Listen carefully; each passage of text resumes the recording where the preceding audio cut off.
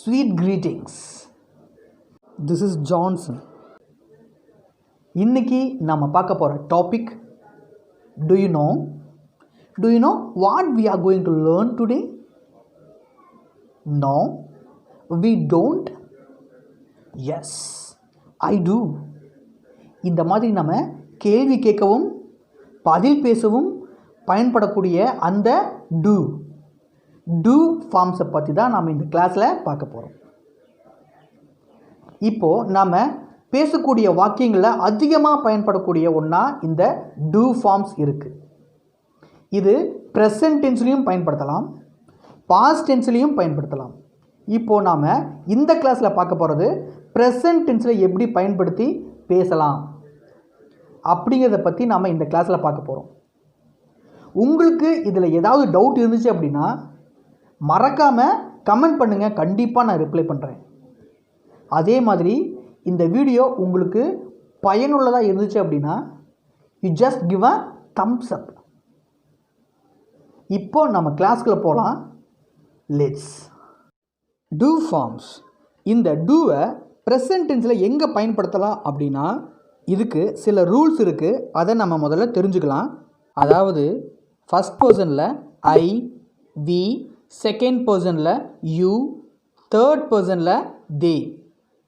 இங்கே தான் நாம் டூ பயன்படுத்தணும். இதுவே தேர்ட் பர்சன் சிங்குலரில் ஹீ, ஷீ, இட் இது வந்தால் நாம் இந்த டூங்கிற வார்த்தையோட இஎஸ் சேர்த்து டஸ் அப்படின்னு நாம் பயன்படுத்தணும். இப்போ உங்களுக்கு தெரிஞ்சிருக்கும் எங்கே இதை பயன்படுத்தணும் அப்படிங்கிறது. இந்த டூ இரண்டு வகையாக பயன்படுத்தலாம். First main verb, the second auxiliary verb.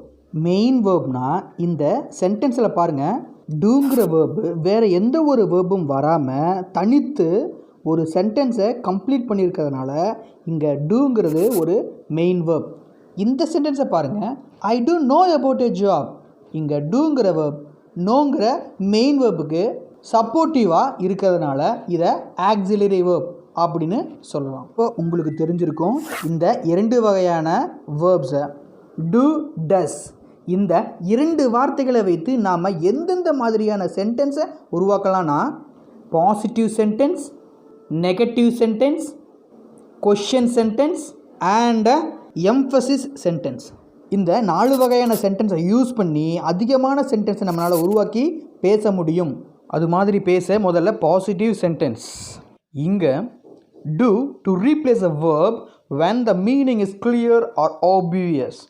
அதாவது ஒரு verb இதுக்கு வேறு ஒரு மீனிங் இருக்கும், இருந்தாலும் அந்த இடத்துல அதுக்கு பதிலாக நாம் do பயன்படுத்தலாம். அப்படி பயன்படுத்தினால் அதே மீனிங் தான் அங்கே வரும். இது எல்லா சென்டென்ஸுக்கும் பொருந்தாது, ஒரு சில சென்டென்ஸ்க்கு மட்டும் இது பொருந்தும். இதில் சில எக்ஸாம்பிள்ஸ் எப்படி மேக் பண்ணலான்னு. ஐ டூ ஹர் ஹோம்ஒர்க் ரைட்டிங்ஸ். பொதுவாக டூனா செய்ன்னு அர்த்தம், ஆனால் இங்கே ரைட் வேர்புக்கு பதிலாக டூ பயன்படுத்துறதால ரைட்டுக்கு என்ன மீனிங் இருக்கோ அதே பொருளை டூ தருது. அடுத்த சென்டென்ஸை பார்த்தா நீங்களே மீனிங் சொல்லுவீங்க. She does food in the kitchen. இங்கே டஸ்ங்கிற வேர்பு எதுக்கு ரீப்ளேஸாக வந்திருக்குது அப்படின்னா S, cooks.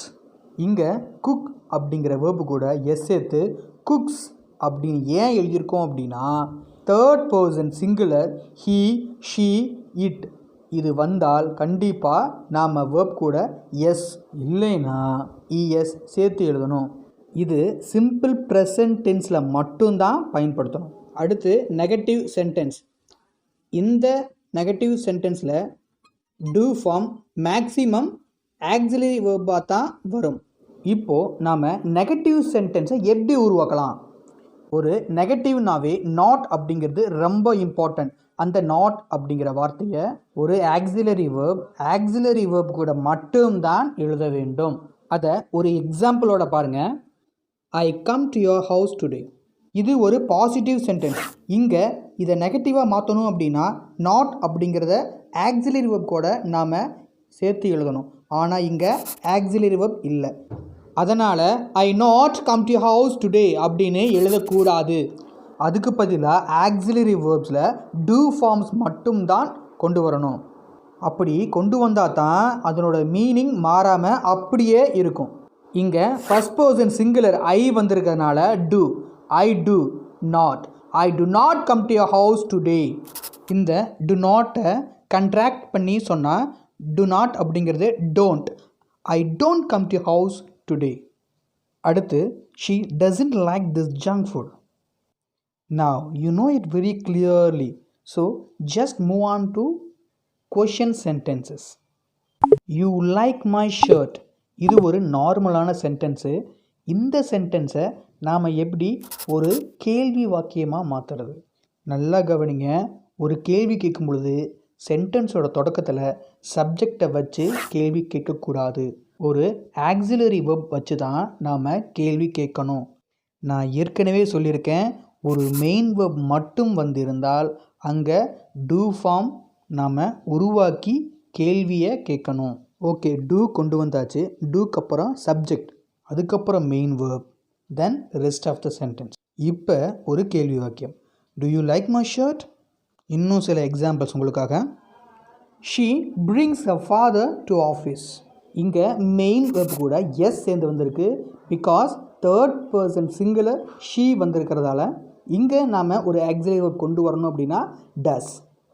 Does she bring her father to office. இந்த டூ ஃபார்ம் வைத்து கேட்கக்கூடிய கேள்விகளுக்கு எஸ் ஆர் நோ இப்படி தான் ஆன்சர் இருக்கும்.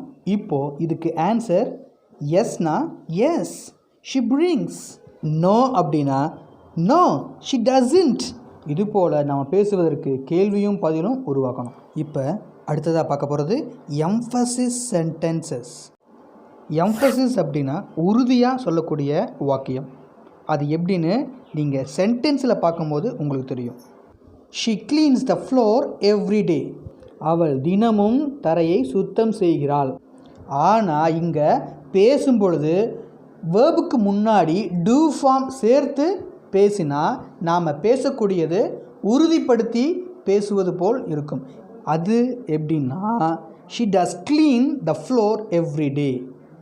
இங்கே அவள் சுத்தம் செய்வது உறுதிப்படுத்துவதற்காக டஸ் க்ளீன் அப்படின்னு நாம் இங்கே பயன்படுத்துகிறோம். இதை இன்னும் தெளிவாக சொல்லணும் அப்படின்னா, ஒருத்தர் உங்களை பார்த்து டு யூ நோ ஹிம் அப்படின்னு கேட்டால் உங்களுக்கு தெரிஞ்சுது அப்படின்னா எஸ் ஐ நோ அப்படின்னு சொல்லலாம். இதுவே உங்களுக்கு அவர் நல்லா தெரிஞ்சுது அப்படின்னா S I do know him அப்படின்னு நாம் சொல்லலாம். இந்த மாதிரி மற்ற வேர்புகளையும் பயன்படுத்தி நாம் பேசலாம். இப்போ தெரிஞ்சிருக்கும் இந்த டூவோட இம்பார்ட்டண்ட் எந்த அளவுக்கு இருக்குது அப்படின்னு. Now you know this, so you are ready to talk with do. Let's meet in the next class.